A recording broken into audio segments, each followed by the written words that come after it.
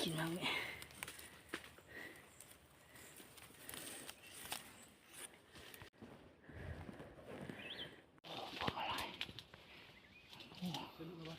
เสร็จแล้ว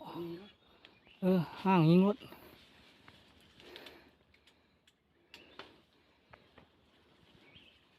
โอ้นกลายดิ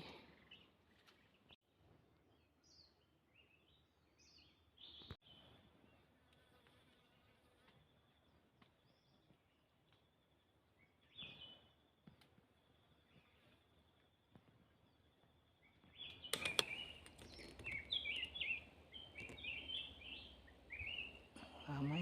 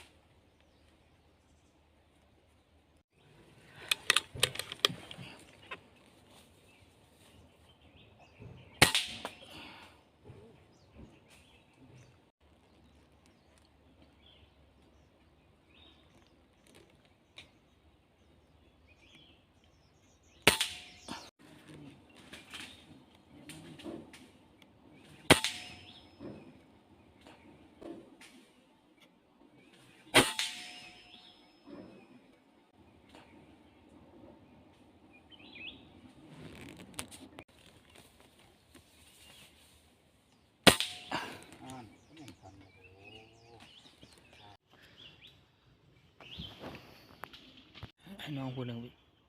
เก็บนกยิงตกประมาณ7 ตัว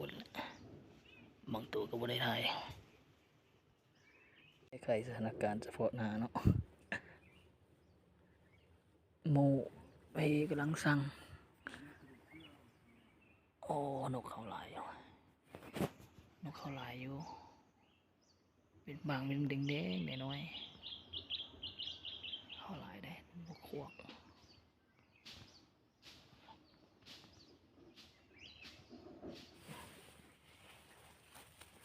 ตัวว่าวันนี้ยิงหน่วยนั้นตกออกมาแล้วหกให้มันเป็นขั้นนะตกไปกลางขั้น4 5 6 ตัวเนาะ6นะโมเห็นนี่สิเหรอ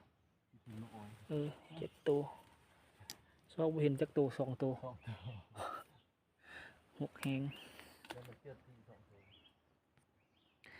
เจือไปพุ่นอีกเนาะตัวหนึ่งเนาะ2 ตัวเนาะยิงถึกปีกมันตัวขวาลอยเนาะคือเก่า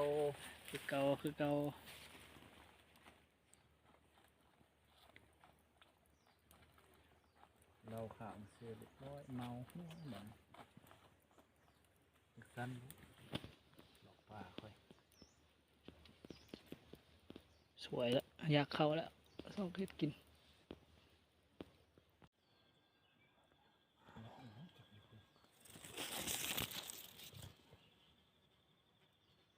เบิดแล้วมาแล้วเสียง